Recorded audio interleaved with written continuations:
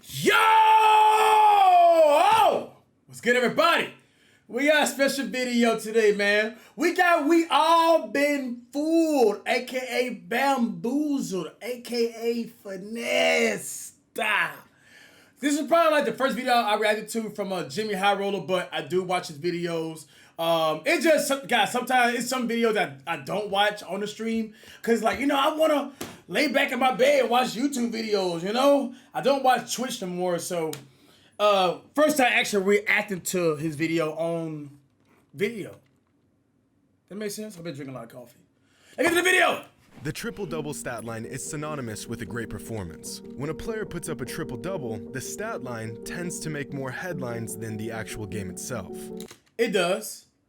It does, because Westbrook, it's a king of those, yeah. But with each and every NBA season, the once fleeting triple-double has become more and more common. The stat line is almost casual at this point, no more rare than a 30-point game. But that's why listen, I'm sorry I keep pausing, y'all, listen. I think I was telling Kenny that the other day, bro. Like, I remember back then and watching Kobe lead the league in points per game. He was averaging like 27 points per game. And that was literally like the #1 head honcho. That was amazing. Nowadays, bro, in order to get MVP, this is when Kobe's MVP. Bro, you got to average 30 plus points. That's just bare minimum. At least 7 to 6 assists a game. And we got to put the rebound on there. Bro, it is crazy nowadays, bro. And that's what I was saying, bro. Like, I feel like there's more competition now and more talent it is now than it was back then in basketball. And it's just because, like, there's more knowledge. There's more resources to being coaches, You can learn from other players' history, the film. You can learn better film. The film didn't look so good back then. It's all type of scenarios, and we are humans. We are evolving every second. Every day we evolving. That's how we get technology. It's inevitable, y'all. So, yeah, I'm gonna say that statement. There's more talent and competition it is now than it was in Jordan era. I said it. Because of this, the triple-double has lost its once legendary status. Players are now chasing the stat line, putting their box score above the actual success of their team, disregarding the win-loss column and focusing solely on the points, rebounds, and assists column. At least, that's what some fans think. The main perpetrator being Russell Westbrook. His methods to piling up wild stat lines often look more like a gimmick than anything else. But does that make the triple-double itself? This was funny, bro. Somebody said, like, they hope Westbrook would hope LeBron wasn't looking at his stats. Oh, a gimmick. A charade of a stat line. But does that make the triple-double itself? Look at LeBron. I'm about to get rid of this dude, bro. Ooh, I can't wait.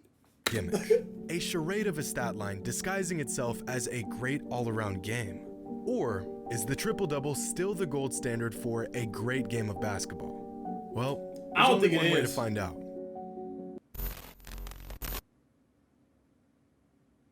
Today's video is brought to you by SeatGeek. With live events making a comeback and a new NBA season upon us, SeatGeek is here to get us. I gotta just go cash, man.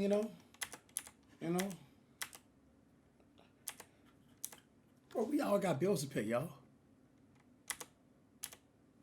History occurred on December 14th, 1950. Over 70 years ago, and it was accomplished by a player named Andy Phillip, who racked up look at these players right here. 70 years ago. This. And it was. Bro, look at this jump shot. Bro, I would score 50 on an okay night back then, bro. Look at this dude bone stroke. Basketball is evolving. We are evolving, y'all. Like, look at kids nowadays, bro. Everybody doing that James Harden side step 3-pointer now. That's a new standard now, bro. Like, you're not. Oh man, some people don't believe that. Well, let's stay by said earlier. Accomplished by a player named Andy Phillip, who racked up 17 points, 10 assists, and 10 rebounds. Now, I say this is the first recorded triple-double because prior to the 1950 season, the NBA just didn't keep track of rebounds and assists the majority of the time. It's like they just said, screw it. Who needs any of those arbitrary numbers anyways? Nowadays, the NBA could give you comprehensive play-by-play data on how often a player ties his damn shoes. Because Facts. numbers give us a great insight into the smaller nuances of the game. In Well, the case of they Andy either Phillip, shoot or his block it. numbers told us that he was a great player that could just about do it all on the court. Numbers don't lie. But in the wrong context, they do a really good job of skewing the truth. And over the last few seasons, the narrative around the triple-double stat line has been twisted and butchered so bad that most fans have been led to believe that the stat line is nothing more than a stat padding facade. That the triple-double has lost its value. It I'm really sure has. We've all heard this skepticism at some It really point. has. And your friendly neighborhood old head I appreciate it, you know, because Jokic's getting him a lot, but but more common now than it used to be. Kyle Lowry has more career triple-doubles than Scottie Pippen. Luka Doncic hasn't even played 4 full seasons in the NBA, and he already has far more triple-doubles than Michael Jordan. and what you got gonna say? Luka better than Jordan and Kobe. Come on, man. Exactly, bro. And Kobe Bryant. And if that isn't crazy enough, Elfrid Payton has more career triple-doubles How he be walking around with that mop on top of his head, bro? Like you know what I mean? I feel like there's a lot of weight up there, like you know. than Kevin Garnett and Akeem Olajuwon. And we can thank Russell Westbrook for the rise of the triple-double. Look at that field goal percentage. 3 for 19 and smiling.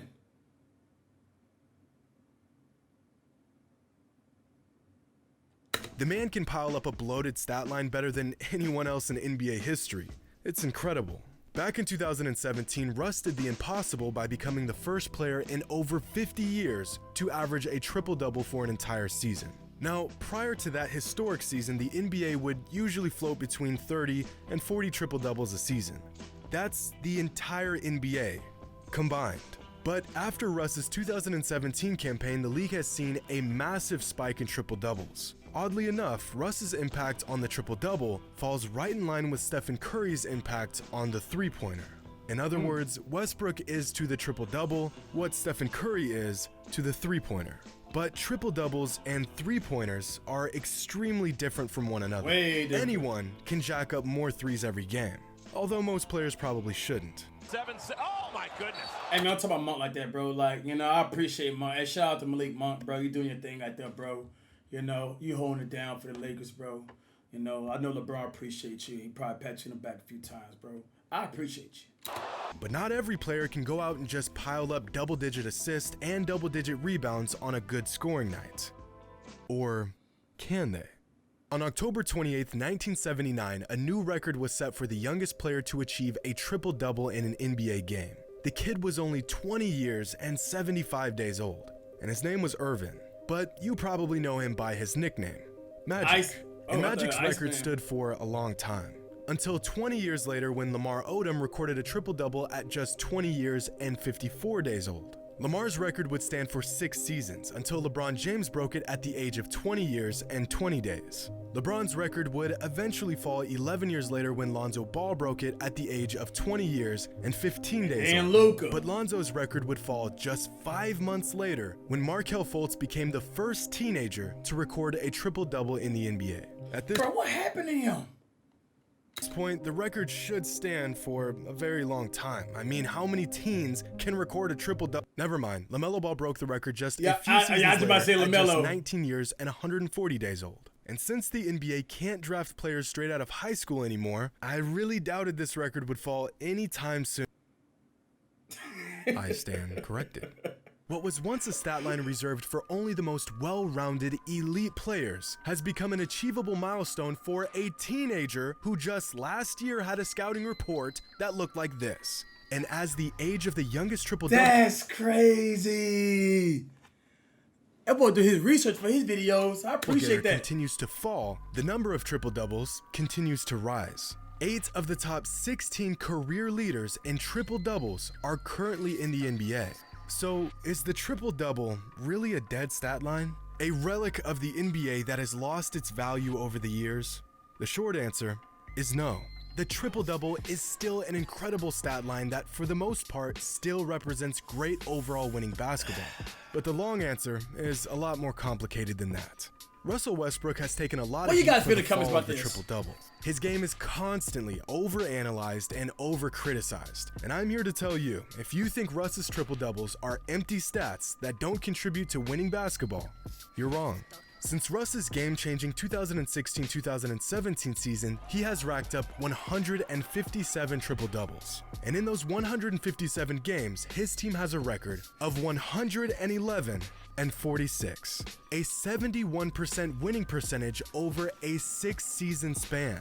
That's equivalent to nearly 60 wins over the course of a season, which means that when Russ gets a triple-double, his team is elevated to that of a near 60-win squad.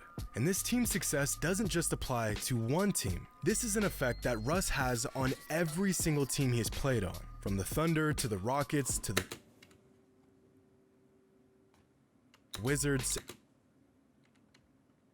and now the Lakers. Russell Westbrook's teams win more often when he gets a triple-double, at times the difference being staggering. In 2017, overall, the Thunder won just 57% of their games. In the games where Russell Westbrook achieved a triple-double, the Thunder's winning percentage jumped to 81%. Last season, the Wizards won just 46% of their games when Russell Westbrook played, triple-double or not. In the games where Russ did get a triple-double, the Wizards won 61% of their games. That's the difference between a 37-win team and all right. Well, he just shut up a lot of people, bro. He shut me up, bro. Hey, bro. Men lie, women lie, numbers don't, bro. You gotta admit when you're wrong, bro. I'm wrong. Dang. Oh, yeah, that's 50-win team. Overall, but you would hate to get in an argument with Jimmy High Roller, bro. Won 57% that boy bringing of out games. stats. When he gets a triple-double, that winning percentage jumps all the way up to 71%. Russ's triple-doubles are definitively a good thing for him and his team. And fans will often say, if Russ just kept his turnovers down, made better decisions, and took care of the ball, then his team would be in better positions. Assuming that the bad that comes with the turnovers outweighs the good of the triple-doubles. And again, this isn't exactly true. Because over the last 6 seasons in games where Russ has less than 4 turnovers, his team's record is 62-45. A winning percentage of just 58%, which is almost exactly the same as his team's overall record over that same time span. So believe it or not, Russ keeping his turnovers down to a minimum actually doesn't make much difference to his team's success. Sounds impossibly odd, but it's true. Meanwhile, the triple-double drives his team to vastly more success than without it. In the case of Russell Westbrook, a triple-double is far more valuable than a low turnover game. And it's not even close. But the Russell Westbrook triple-double rabbit hole goes even deeper. Since 2017, Russ has recorded 34 40-plus point games. And in those 34 games, his team went 19-15. A 56% winning percentage, which again means that when Russ drops 40 points or more, his team's success virtually doesn't change at all. So that means that low turnover games and high scoring games are both far less valuable to Russ and his teams than the triple-double is. Not only is the triple-double not an empty stat line, the triple-double is quite literally the best thing Russell Westbrook can do for his team. In fact, generally speaking, the triple-double is one of the best things a player can achieve for his team across the league. These are the league leaders in triple-doubles since the 2016-2017 season. And across the board, the success of each player's teams jumps considerably whenever they get a triple-double. I think triple-doubles have gotten a bad rap in the same way that three-pointers have. If a player knocks down, let's say, 8 threes in a game, fans expect that player's team to win. But sometimes that's just not the case. An individual player can do everything in his power to get a victory for his team, but other factors can prevent that from happening. And this applies with triple-doubles. People expect that a massive stat line in the form of a triple-double must equate to a win, or the numbers were empty or the player was just padding his stats. But that's just not how the game works. Now, I know this is a difficult concept for some to understand, but a player can have a great game and his team can still lose. I know, it's crazy, right? A triple-double doesn't automatically equate to winning every time, but it sure as hell gets your team in the winning column more often than not. Even in the case of Russell Westbrook. Over the last 5 seasons, there have been 534 triple-doubles recorded across the NBA. Out of those 534 games, the player with the triple-double won 375 of them. Now how's that for empty stats?